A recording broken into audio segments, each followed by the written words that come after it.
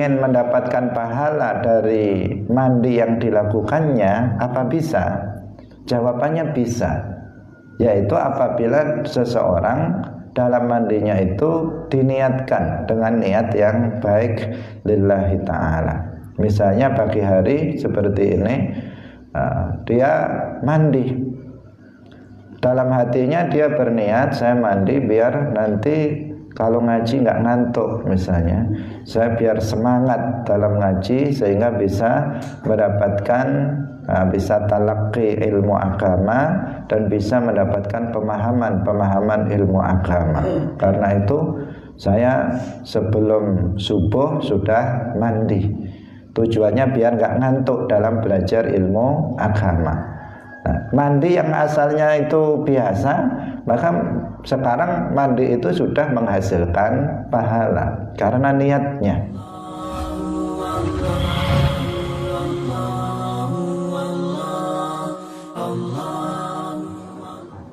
Assalamualaikum warahmatullahi wabarakatuh. Alhamdulillahi rabbil alamin, lahu ni'matu wa lahul fadlu wa lahu thana'ul hasan, wa salawatullahil barrir rahim wal malaikatil muqarrabin ala sayyidina wa maulana Muhammadin wa ala alihi wa ashabihi tayyibin at-tahirin. Allahumma la sahla illa ma ja'altahu sahla wa anta taj'alul hazna idza syi'ta sahla. Allahumma arzuqna al-ikhlasa fin niyyati wal qawli wal amal. Ila Nabiyil Mustafa sallallahu alaihi wasallam wa ikhwanihi minal anbiya'i wal mursalin wasyuhada'i was salihin, khususan ila sultanil awliya Syekh Abdul Qadir Al-Jilani wa Syekh Ahmad Ar-Rifai wa Syekh Bahauddin An-Naqsyabandi wa Syekhina Abdullah Al-Harari wa ila ruhi muallifi hadzal kitab Syekh Al-Qadi Abi Syuja' wa ila arwahi muassisi jam'iyyati Nahdlatul Ulama Syekh Muhammad Hashim Ash'ari wa Syekh Bisri Sansuri wa Syekh Abdul Wahab Hasbuwa wa ila arwahi jami'i ahli al-qubur minal muslimin wal muslimat wal mu'minin wal mu'minat min masyariqil ardi ila magharibiha, khususan ila arwahi abaina wa ummahatina wa ajdadina wa jaddadina wa masyayikhina wa masyayikhi masyayikhina. Al-Fatihah. A'udzu billahi minasyaitonir rajim. Bismillahirrahmanirrahim. Alhamdulillahi rabbil alamin, ar-rahmanir rahim, maliki yaumiddin, iyyaka na'budu wa iyyaka nasta'in, ihdinas siratal mustaqim, siratal ladzina an'amta 'alaihim ghairil maghdubi 'alaihim waladdallin. Amin. Kita baca. Qala al-muallifu rahimahullahu ta'ala, faslun, walladhi yujibul ghusla sittatu asya'a, thalathatun tashtariku fiha ar-rijalu wan nisa'u, wa hiya iltiqa'ul khitanaini wa inzalul maniyyi wal mautu, wa thalathatun takhtassu bihan nisa'u wa hiyal haidu wan nifasu wal wiladatu, Faslun wa faraidul ghusli thalathatu asya'a an-niyyatu wa izalatun najasati in kanat ala badanihi wa isalul ma'i ila jami'i sya'ri wal basharati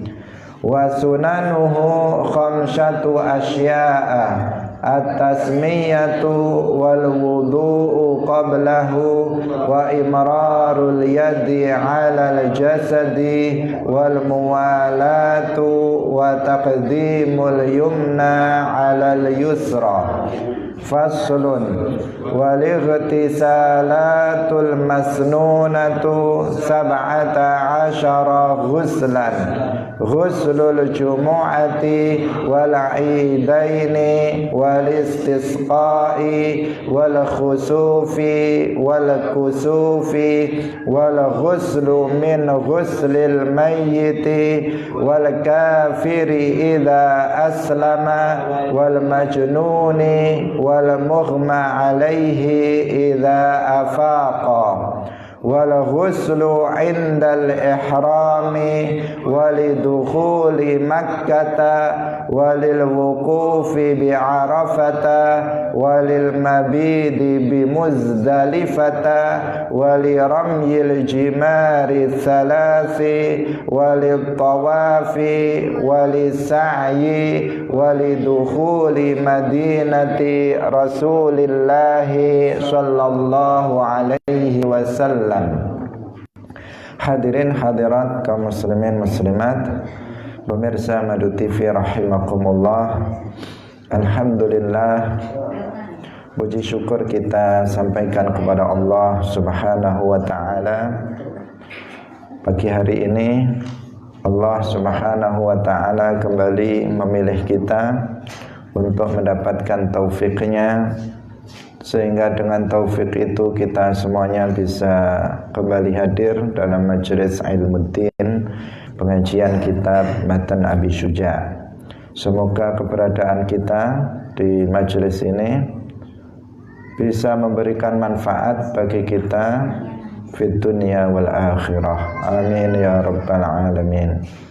Salawat dan salam semoga tetap terlimpahkan kepada Nabi Agung, makhluk yang termulia Nabi Muhammad sallallahu alaihi wasallam, para sahabatnya, keluarganya, serta seluruh umat Islam yang mengikuti beliau ila yaumil qiyamah. Hadirin hadirat rahimakumullah, mari kita lanjutkan pagi hari ini pembahasan kita tentang mandi-mandi yang disunnahkan dalam Islam. Mari kita ikhlaskan niat kita lillahi ta'ala. Qala al-muallif rahimahullahu ta'ala, faslun utawi iki iku fasal suci wal ightisalatu lan utahi pira-pira atus al-masnunatu kang den sunahaken iku sab'ata asyara ana 17 apane ghuslan aduse. Iku ghuslul jumu'ati suwiji atus jumu'ah, Jum'ah itu bisa. Wal aidaini lan atus riyaya loro, wal istisqa'i lan atus istisqa, wal khusufi lan atus wal khusufi lan atus krana gerhana bulan, wal kusufi lan atus krana gerhana srengenge, wal ghuslu lan atus min ghuslil mayyiti saking ngedusi mayit, wal kafiri lan atus aduse wong kafir idza aslama tatkalane mlebu Islam sapa kafir, wal majnuni lan aduse wong kang edan gendeng, wal mughma alaihi lan aduse wong kang semaput idza afaqa tatkalane wis sadar sapa majnun lan mughma alaihi. Wal ghuslu lan atus indal ihrami ing dalem nalikane ihram. Walidukhuli Makkah lan atus krana mlebu ing tanah Makkah. Walil wuqufi lan atus krana wukuf bi Arafata ing dalem tanah Arafah. Walil mabiti lan atus krana mabit bi Muzdalifata ing dalem tanah Muzdalifah. Wali ramyil jimari lan atus krana ngelempar jamrah as-salasi kang telu. Wali tawafi lan atus krana tawaf. Wali sa'i lan atus krana sa'i. Wali dukhuli madinati lan atus krana manjing ing dalem kutha Madinah, ing dalem Madinah Rasulullah sallallahu alaihi wasallam. Hadirin hadirat kaum muslimin muslimat rahimakumullah. Jadi ada mandi itu hukumnya yang wajib seperti yang sudah kita jelaskan kemarin, yaitu mandi yang disebabkan oleh 6 hal. Itu hukumnya wajib ketika seseorang akan menunaikan sholat. Di sisi lain juga ada mandi yang hukumnya itu adalah sunnah. Jika dilaksanakan maka dia akan mendapatkan pahala. Jika dia tidak melakukannya maka dia tidak berdosa, tidak apa-apa kalau seandainya dia tidak melakukannya. Nah, tetapi tentu kita hendaknya melaksanakan, berusaha keras untuk melaksanakan hal-hal yang disunnahkan, karena itu akan kita akan mendapatkan pahala dari Allah Subhanahu wa taala. Pahala itu adalah balasan yang menyenangkan yang Allah berikan kepada hambanya nanti di akhirat atas perbuatan baik yang dilakukannya. Itu namanya pahala. Nah, artinya semakin banyak seseorang itu mengumpulkan pahala di dunia ini dengan kebaikan-kebaikan yang dilakukannya, maka di akhirat nanti dia akan semakin senang, karena akan semakin banyak pahala-pahala yang Allah berikan kepadanya, akan banyak balasan menyenangkan yang Allah anugerahkan kepadanya. Nah, semakin sedikit pahala yang dikumpulkan oleh seseorang nanti di akhirat, nanti di akhirat dia akan semakin susah, karena balasan-balasan yang menyenangkan dari Allah itu berarti semakin sedikit, atau bahkan kalau tidak ada sama sekali itu enggak ada. Meskipun perlu kita perhatikan bahwa pahala amalan yang wajib itu lebih besar dibandingkan pahala amalan yang sunnah, sehingga seorang yang berakal dia harus mendahulukan yang wajib dari yang sunnah. Kalau bisa, dan ini yang lebih baik, seseorang menjalankan kedua-duanya. Yang wajib sama sekali tidak ditinggalkan, kemudian ditambahi dengan amalan-amalan yang sunnah. Maka ini akan menjadikan seseorang di akhirat nanti semakin senang, semakin bahagia, karena Allah Subhanahu wa ta'ala akan membalasnya dengan sesuatu yang menyenangkan kepada dia di akhirat kelak. Hadirin hadirat rahimakumullah. Jadi ada mandi-mandi yang disunnahkan. Meskipun mandi itu secara umum pada dasarnya kan diperbolehkan. Kita ini setiap hari juga mandi. Dan mandi yang kita lakukan itu tidak tergolong sebagai mandi-mandi sunnah yang nanti akan kita sebutkan. Pagi mandi, sore mandi misalnya, sebagian 3 kali, pagi, siang, sore. sebagian 2 kali, sebagian 1 kali misalnya. Itu semuanya apa? Itu mandi yang biasa dilakukan sehari-hari. Itu pada dasarnya hukumnya adalah mubah. Nah, mubah.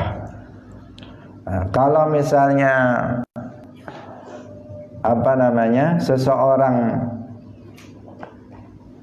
ingin mendapatkan pahala dari mandi yang dilakukannya, apa bisa? Jawabannya bisa, yaitu apabila seseorang dalam mandinya itu diniatkan dengan niat yang baik lillahi ta'ala. Misalnya pagi hari seperti ini, dia mandi, dalam hatinya dia berniat, saya mandi biar nanti kalau ngaji nggak ngantuk misalnya, saya biar semangat dalam ngaji sehingga bisa mendapatkan, bisa talaqi ilmu agama dan bisa mendapatkan pemahaman ilmu agama. Karena itu saya sebelum subuh sudah mandi, tujuannya biar nggak ngantuk dalam belajar ilmu agama. Nah, mandi yang asalnya itu biasa, maka sekarang mandi itu sudah menghasilkan pahala karena niatnya. Hadirin hadirat rahimakumullah. Jadi bagi orang yang mengetahui sesuatu yang pada dasarnya hukumnya itu mubah, itu bisa berubah menjadi sesuatu yang berpahala. Mandi bisa berubah menjadi pahala, mandi yang biasa. Apalagi mandi sunnah, apalagi mandi wajib. Makan itu juga pada dasarnya hukumnya adalah mubah, boleh dilakukan, boleh tidak dilakukan. Tetapi apabila seseorang itu tahu dari sirrul a'mal itu ada pada niat, rahasia dari amal perbuatan itu terletak pada niatnya, maka dia akan berniat dengan niat yang baik ketika makan itu, sehingga makan dia mendapatkan pahala. Misalnya dia mengatakan, saya makan nanti biar kuat dalam belajar, saya makan biar nanti khusyuk dalam sholat, gak mikir makan misalnya, dan seterusnya. Saya makan biar, karena Allah berfirman, kulu washrabu wala tusrifu. Saya makan biar nanti saya bisa bersyukur kepada Allah atas nikmatnya, dan seterusnya. Jadi jika seseorang meniatkan amalan yang pada dasarnya itu hukumnya mubah dengan niat-niat yang baik karena Allah, maka sesuatu yang asalnya hukumnya mubah itu bisa membuahkan pahala indallah nanti di hari kiamat. Nah, karena itu ini juga penting untuk diperhatikan oleh kita. Apalagi jika yang dilakukan itu dalam agama pada dasarnya memang hukumnya wajib, maka ini jangan sampai lupa untuk niat. Bisa bisa tidak, kalau dia lupa untuk niat bisa tidak sah amalannya itu, atau bisa jadi sah tetapi tidak sempurna, tidak berpahala. Misalnya seseorang mandi wajib, kemudian dia lupa untuk niat. Nah, dia lupa untuk niat, maka di sini apa? Tidak sah mandinya, karena niat adalah rukun mandi. Atau seseorang misalnya seorang laki-laki, suami yang menafkahi istri dan anaknya, kemudian dia tidak niat dalam memberikan nafkah itu, sah tetapi apa? Tidak berpahala. Jadi pahala yang seharusnya bisa didapatkan sangat banyak karena itu adalah amalan wajib, tidak dia dapatkan. Maka jangan sampai lupa untuk niat, terutama ketika seseorang melakukan sesuatu yang hukumnya wajib, sesuatu yang hukumnya sunnah. Karena yang mubah saja jika diniati dengan niat yang baik, maka itu akan membuahkan pahala. Apalagi sesuatu yang dilakukan itu adalah perkara yang wajib atau perkara yang sunnah. Hadirin hadirat rahimakumullah. Mu'allif Al-Qadhi Abu Syuja' rahimahullah mengatakan wal ightisalatul masnunatu sab'ata asyara ghuslan. Mandi yang disunahkan itu ada 17 mandi. Tentu ini tidak terbatas ini seperti yang kita sebutkan sebelumnya. Di sini tidak dalam rangka membatasi, karena mandi-mandi yang disunahkan itu lebih dari 17. Bedakan mandi yang disunahkan dengan sunnah-sunnah mandi. Kalau kemarin kita bahas sunnah-sunnah mandi, artinya sesuatu yang disunahkan ketika seseorang mandi wajib misalnya, ada hal-hal yang disunahkan dalam pelaksanaannya. Kalau sekarang mandi yang disunahkan, bukan sunnahnya mandi, tetapi mandi yang disunahkan. Apabila kita melakukannya, maka kita akan mendapatkan pahala. Jika kita melakukannya tentu lillahi ta'ala, karena Allah. Hadirin rahimakumullah. Yang pertama adalah ghuslul jumu'ati atau ghuslul jum'ati atau ghuslul juma'ati atau ghuslul jumi'ati. Bisa dibaca dengan banyak versi ya. Ghuslul jum'ah, jumu'ah. Nah, di sini dibaca ghuslul jumu'ati, tapi juga boleh dibaca ghuslul jum'ati, yaitu mandi Jumat. Mandi Jumat artinya mandi yang dilakukan pada hari Jumat. Ini sunnah bagi siapa? Bagi orang yang akan hadir dalam sholat Jumat. Baik yang sholat Jumat itu wajib bagi dia ataupun tidak. Jadi mandi Jumat itu adalah mandi yang dilakukan pada hari Jumat bagi siapa? Orang yang akan hadir di masjid untuk melaksanakan sholat Jumat.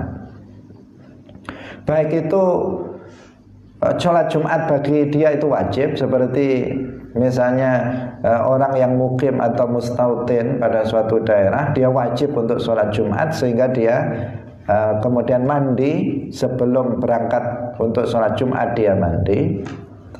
Atau misalnya seorang perempuan, dia nggak wajib untuk melaksanakan sholat Jumat, kemudian dia melaksanakan sholat Jumat, untuk itu dia mandi sebelumnya, maka dia juga mendapatkan kesunahan. Ini. Kemudian waktunya kapan mandi Jumat ini? Waktunya bisa mulai dari subuh terbitnya fajar. Jadi mulai terbitnya fajar dia sudah mandi untuk nanti saya berangkat sholat Jumat sekalian.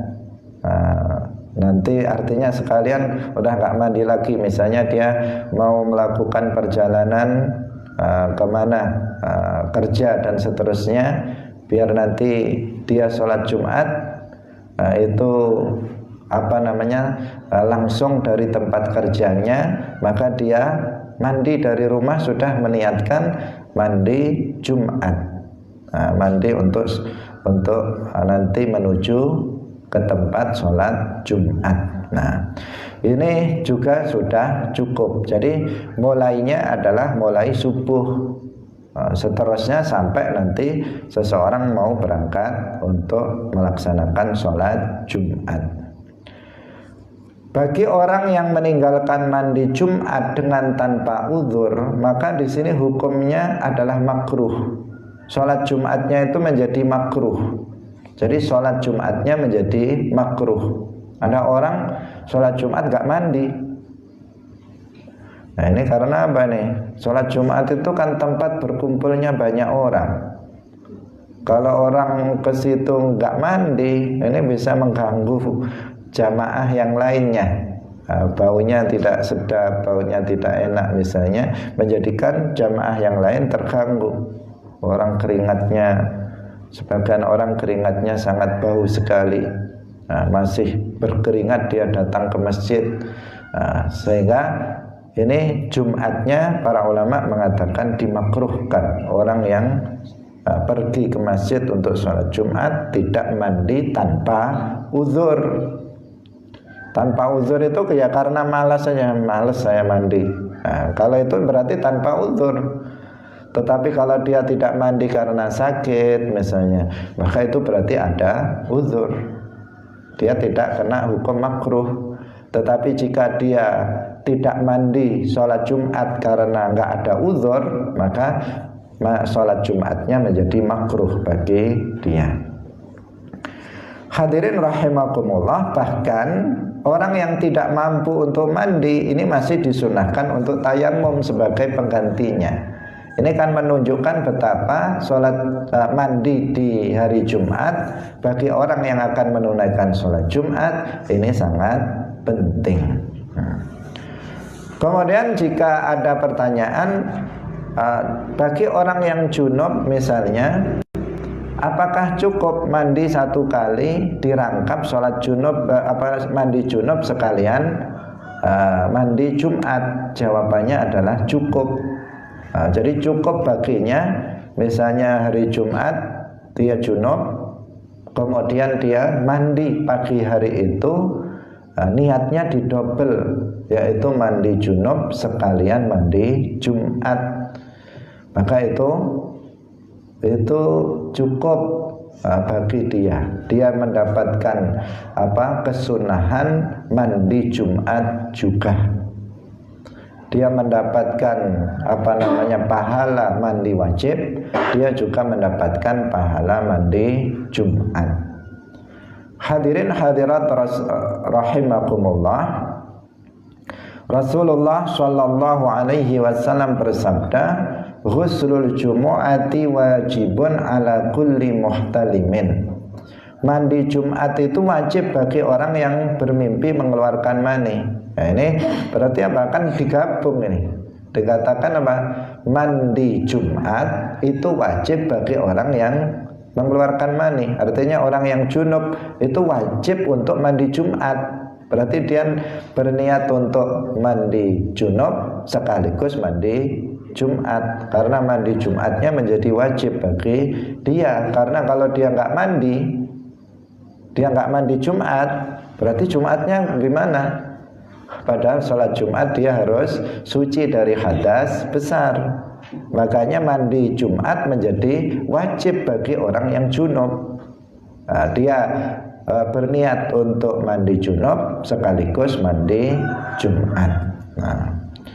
Jadi hadirin hadirat rahimakumullah, sehingga kesunahan mandi Jumat ini harus diperhatikan oleh kita, terutama kaum laki-laki yang akan menunaikan ibadah Jumat. Jangan diabaikan.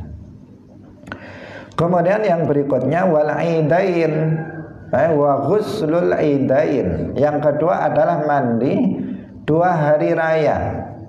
Kita tahu hari raya kita yaitu Idul Fitri 1 Syawal dan Idul Adha 10 Dzulhijjah. Nah, ini yang dimaksud dengan Idul Fitri dan Idul Adha. Nah, pelaksanaannya ini berbeda dengan ghuslul Jum'ah, mandi Jumat. Kalau ghuslul Jum'ah, mandi Jumat tadi pelaksanaannya itu mulai dari subuh sampai seseorang berangkat menuju ke masjid menunaikan ibadah Jumat, sholat Jumat. Kalau mandi 2 hari raya itu waktu pelaksanaannya mulai dari tengah malam. Dari malam takbiran, mulai dari tengah malam itu sudah disunnahkan. Kalau dia misalnya mandinya jam 1, jam 2, jam 3, itu sudah mendapatkan kesunahan mandi hari raya, baik itu Idul Fitri maupun Idul Adha. Idul Fitri itu tanggal 1-nya saja. Kalau tanggal 2, 3 itu sudah tidak termasuk, meskipun di kita masih dirayakan sampai kadang 1 bulan. Nah, tetapi yang dimaksud Idul Fitri itu tanggal 1 Syawal. Karena pelaksanaan sholat Idul Fitri maupun Idul Adha itu kan di pagi hari, berbeda dengan sholat Jumat. Kalau sholat Jumat di waktu zuhur, Kalau sholat Idul Fitri atau Idul Adha itu di pagi hari. Nah, sehingga apa? Nah, sehingga waktu pelaksanaan mandi hari raya itu juga lebih awal, yaitu mulai dari pertengahan malam. Nah, pertengahan malam itu tidak mesti jam 12, jam 12 malam seperti yang dipahami kalau memakai kalender Hijriyah.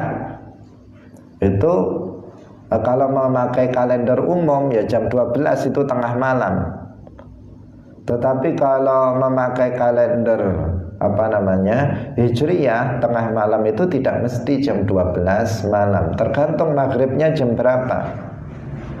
Maghribnya jam berapa, subuhnya jam berapa, kemudian dibagi dua, nah itu baru diketahui tengah malam. Bisa jadi jam 11 itu sudah tengah malam. Tergantung masuknya waktu maghrib yang disebut dengan awal malam, dan kemudian terbitnya fajar shadiq yang menandai habisnya waktu malam. Ada di awal malam, di tengah malam, di akhir malam. Hadirin hadirat rahimakumullah. Kemudian yang berikutnya adalah ghuslul istisqa, yaitu mandi istisqa. Istisqa itu apa? Yaitu salat untuk meminta hujan kepada Allah Subhanahu wa ta'ala. Insyaallah nanti dalam pembahasan tentang salat akan dijelaskan tata cara salatul istisqa, yaitu salat meminta hujan kepada Allah Subhanahu wa ta'ala. Ketika di suatu kampung, di suatu daerah, misalnya sudah lama kemarau tidak pernah hujan, sehingga banyak yang kekeringan, banyak yang kemudian mati, maka masyarakat di situ bisa melaksanakan sholatul istisqa.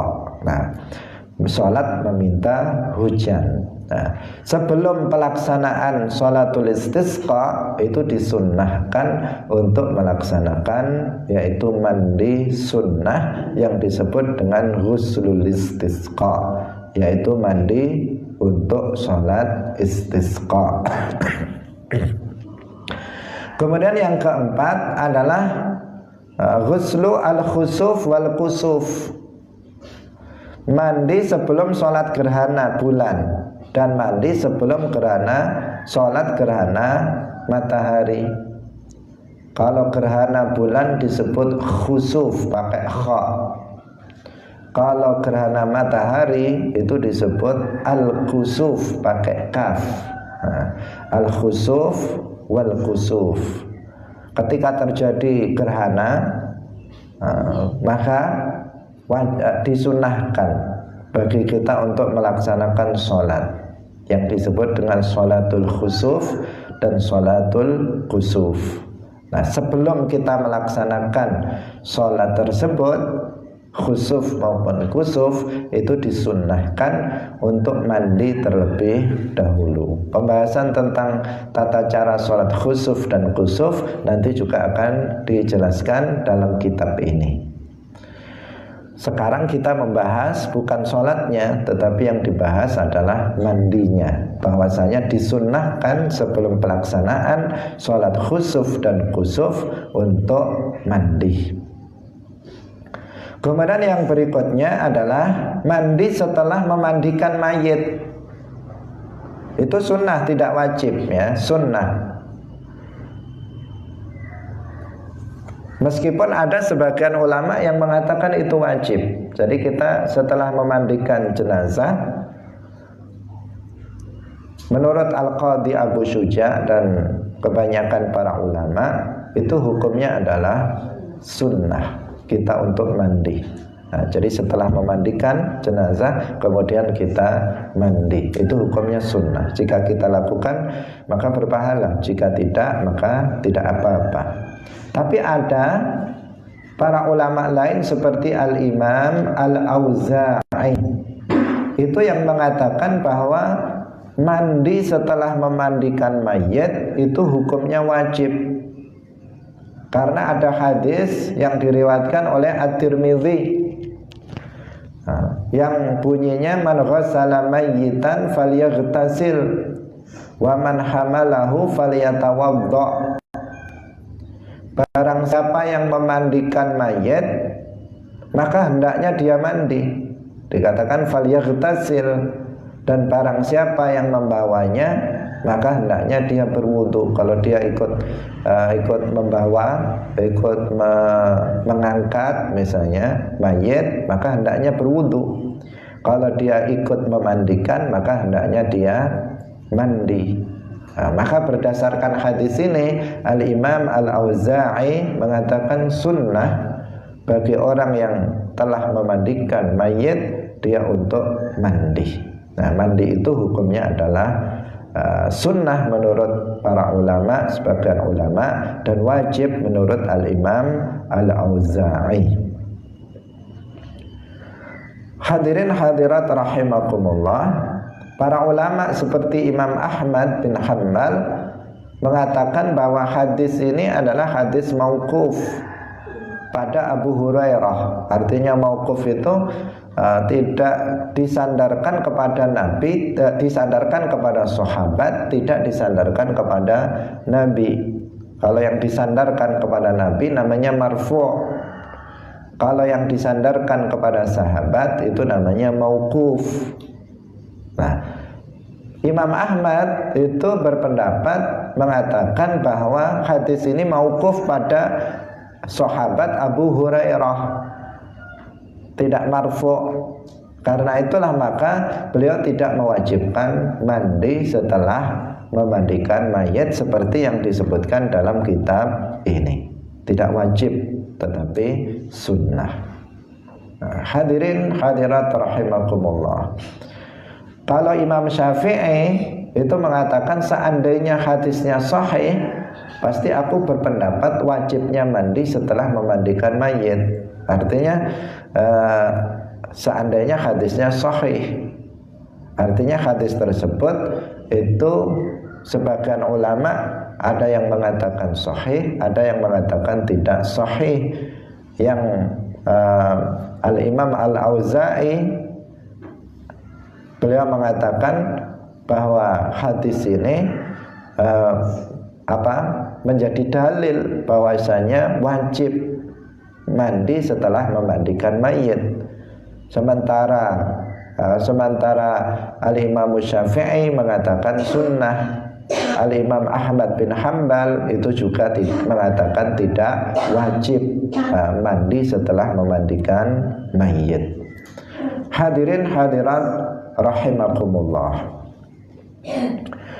Kemudian berikutnya wal kafiri, artinya wa ghuslul kafiri, dan mandinya orang kafir idza aslama, jika dia masuk ke dalam agama Islam. Di sini hukumnya apa? Sunnah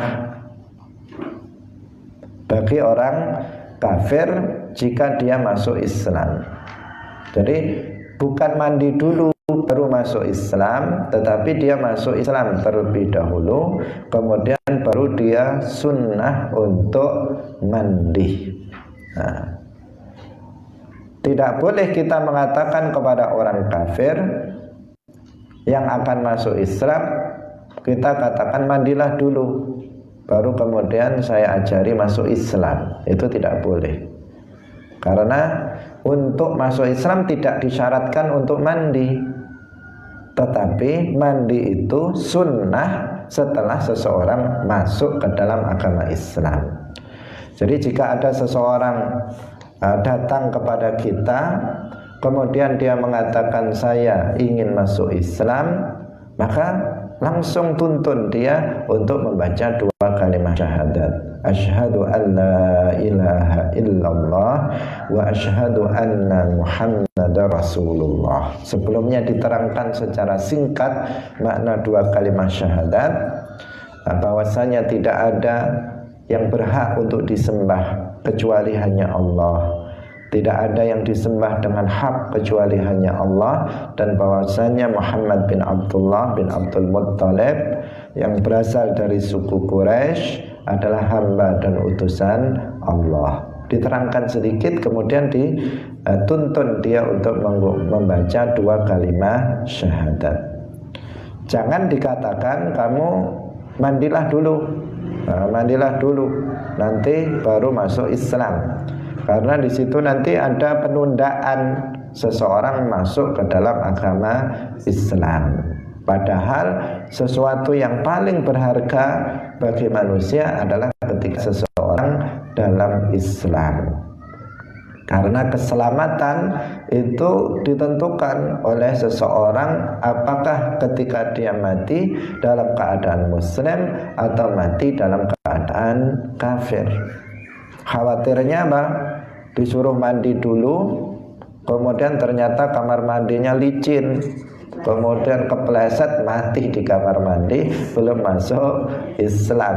Nah, bisa saja terjadi, segala sesuatu itu bisa terjadi. Karena itu jangan menunda orang yang ingin masuk ke dalam agama Islam. Gak boleh dikatakan kepada dia misalnya, kamu pelajari dulu buku saya ini tentang Islam, jika kamu nanti sudah yakin baru datang lagi kepadaku.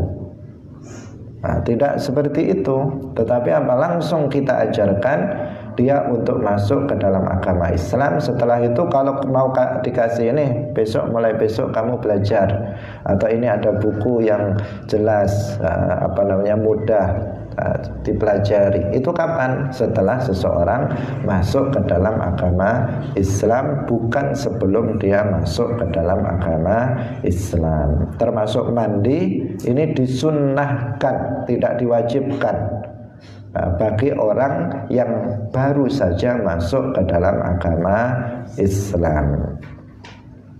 Tapi ini apa? Hukum sunnah ini perlu diperhatikan jika orang kafir itu sebelumnya tidak pernah junub atau tidak pernah haid. Kalau dia masuk Islam sudah dewasa, misalnya dari kecil dia kafir, kemudian dia umur 20 tahun sudah punya suami, sudah punya istri misalnya, kemudian dia masuk ke dalam agama Islam. Nah, tentu dia pernah haid, kalau perempuan dia pernah junub, pernah mengeluarkan mani dan seterusnya. Nah, maka di sini apa? Di sini dia mandi bagi dia itu hukumnya menjadi wajib. Nah, wajib. Tapi setelah masuk Islam, juga bukan sebelum masuk Islam. Karena apa? Karena dia pernah junub.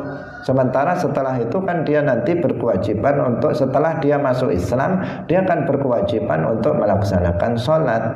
Maka mandi bagi dia itu hukumnya wajib karena dia pernah junub atau pernah haid misalnya. Nah, jadi wajibnya itu bukan karena dia masuk ke dalam agama Islam, tetapi wajibnya itu karena dia pernah junub, pernah haid. Nah, sedangkan jika seseorang itu belum pernah junub, belum pernah haid, belum pernah berhadas besar, kemudian dia masuk ke dalam agama Islam, maka mandi bagi dia itu bukan wajib tetapi sunnah. Nah, ini penting diperhatikan karena ada sementara pemahaman sebagian orang kalau masuk Islam wajib untuk mandi. Bahkan sebagian menyuruhnya untuk mandi terlebih dahulu sebelum dituntun masuk ke dalam agama Islam. Dan ini praktek yang seperti ini, praktek yang keliru. Hendaknya kita mengajarkan dia masuk Islam dulu, kemudian baru mandi sunnah atau mandi wajib jika sebelumnya itu dia pernah berhadas besar di waktu dia masih kafir. Hadirin rahimakumullah. Kemudian yang berikutnya adalah ghuslu al-majnuni wal mughma alaih idza afaqa, yaitu mandinya orang yang gila dan orang yang pingsan jika keduanya telah sadar.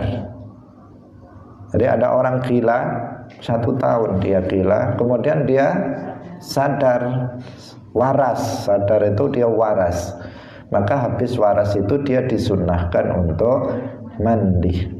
Atau ada seseorang pingsan 2 jam 3 jam dia pingsan, maka setelah dia sadar dari pingsannya itu dia disunnahkan untuk mandi. Nah, kesunahan mandi ini apa? Ini jika tidak terbukti bahwa dia telah mengeluarkan mani di saat gila atau pingsan itu.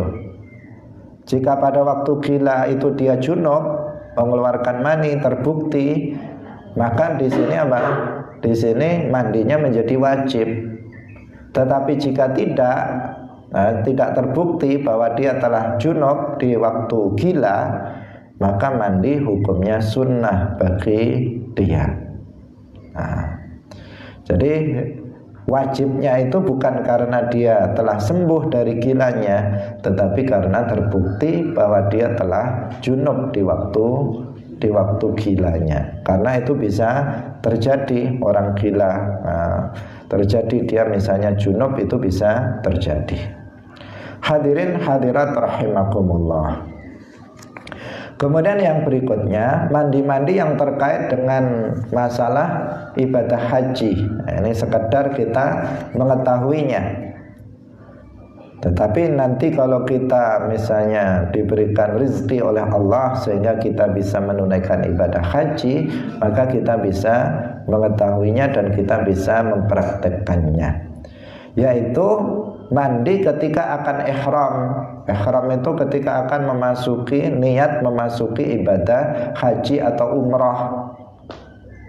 Jadi orang yang mau ihram akan dia memakai baju ihram, sebelum memakai baju ihram untuk berniat memulai ibadah haji atau umrah, sebelumnya dia disunnahkan untuk mandi terlebih dahulu. Dalam mandi ini tidak ada beda antara orang yang baligh dan lainnya, antara orang yang suci dan yang haid. Itu tetap disunnahkan untuk mandi. Nah, jika nggak mendapatkan air, maka bisa diganti dengan tayammum. Nah, ini meskipun sunnah, tetapi juga bisa diganti dengan tayammum. Kemudian yang ke-9, mandi untuk masuk ke Makkah.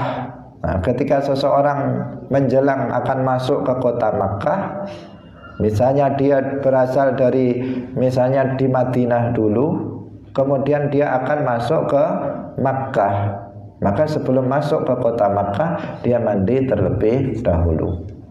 Itu disunnahkan. Meskipun masuknya itu tanpa ihram. Kalau biasanya kalau seseorang dari Madinah itu dia mau ke Makkah, maka sekalian dia ihram di tengah jalan. Di tengah jalan yang mikot yang sudah ditentukan, di sana dia kemudian berganti pakaian menjadi pakaian ihram dan berniat untuk ihram sekaligus dia umrah. Atau misalnya kalau musim haji dia sekalian ihram haji. Berarti di situ apa? Di situ sunnah dia sebelum ihram itu untuk mandi, seperti yang tadi sudah kita jelaskan. Kalau ada seseorang itu tidak berniat untuk ihram haji, dia berniat masuk ke Makkah saja dulu, ini juga disunnahkan untuk mandi. Mandinya bukan karena akan ihram, tetapi mandinya karena akan masuk ke kota Makkah. Karena Makkah ini adalah tanah haram, tanah yang dimuliakan oleh Allah Subhanahu wa ta'ala selain Madinah. Jadi Makkah dan Madinah itu adalah 2 tanah haram, 2 tanah yang dimuliakan oleh Allah Subhanahu wa ta'ala. Semoga kita bisa ke sana, ke Makkah dan ke Madinah, tanah yang mulia dimuliakan oleh Allah Subhanahu wa ta'ala. Kemudian yang berikutnya adalah mandi untuk wukuf di Arafah. Salah satu rukun haji adalah wukuf di Arafah. Nah, berdiam diri di tanah Arafah. Arafah itu sebuah daerah. Di sana pada tanggal 9 Dzulhijjah, antara terbitnya fajar sampai tergelincirnya matahari ke arah barat. Itu waktu seseorang melakukan wukuf di Arafah. Nah, sebelum itu disunahkan bagi orang yang akan wukuf untuk mandi, yaitu mandi untuk wukuf di Arafah. Sehingga Nabi pernah mengatakan al-hajju Arafah. Haji itu Arafah, artinya rukun haji yang harus diperhatikan adalah wukuf di Arafah, karena waktunya yang sudah ditentukan, yang kemudian apabila seseorang tidak melakukannya maka hajinya akan tidak sah. Sehingga di waktu wukuf di Arafah dalam ibadah haji biasanya semua orang yang haji termasuk yang sakit itu dihadirkan di tanah Arafah. Meskipun dia berada di ambulan, meskipun dia berada di tempat yang di rumah sakit misalnya, maka dibawa ke tanah Arafah meskipun hanya sebentar, karena itu adalah rukun haji. Karena jauh-jauh eman, kalau misalnya dia berangkat dari Indonesia untuk haji, begitu waktunya wukuf dia sakit di rumah sakit misalnya, kalau sempat dia tidak dibawa ke Arafah, nanti ibadah hajinya tidak sah. Maka kemudian dia dibawa ke Arafah oleh yang bertugas, biasanya dibawa ke Arafah untuk melaksanakan wukuf di sana. Karena tidak ada ritual khusus di sana. Yang penting pada waktu itu orang itu ada di situ, itu saja yang diperlukan. Hadirin hadirat rahimakumullah. Kemudian yang ke-11 adalah mandi untuk mabit di Muzdalifah. Jadi ada salah satu wajib haji, bukan rukun haji, tapi wajib haji, yaitu mabit di Muzdalifah, bermalam di Muzdalifah. Nah, sebelum melakukannya seseorang juga disunahkan untuk mandi. Muzdalifah itu juga nama daerah yang ada di sana. Kemudian yang ke-12 adalah mandi untuk melempar jamrah yang 3. Ini dilaksanakan pada hari-hari tasyrik, tanggal 11, 12, 13, 14. Hari rayanya tanggal 10 Dzulhijjah. Tasyriknya berarti 11, 12, 13. Ini ayyamut tasyrik. Nah, di situ tempat atau waktu untuk melempar jamrah. Nah, sebelum melaksanakan melempar jamrah disunnahkan untuk mandi. Jadi setiap hari berarti mandi 1 kali untuk melempar jamrah dari 3 jamrah tersebut.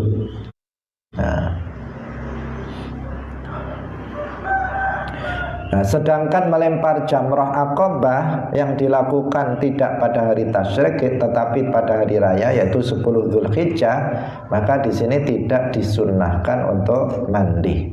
Karena apa? Berdekatan dengan mandi untuk wukuf. Nanti terlalu sering mandinya, sehingga tidak disunnahkan. Karena sudah mandi sebelum wukuf tanggal 9, kemudian setelah itu tanggal 10-nya sebelum dia melempar jamrah Aqabah tidak disunnahkan untuk mandi. Kemudian yang ke-13 adalah mandi untuk tawaf.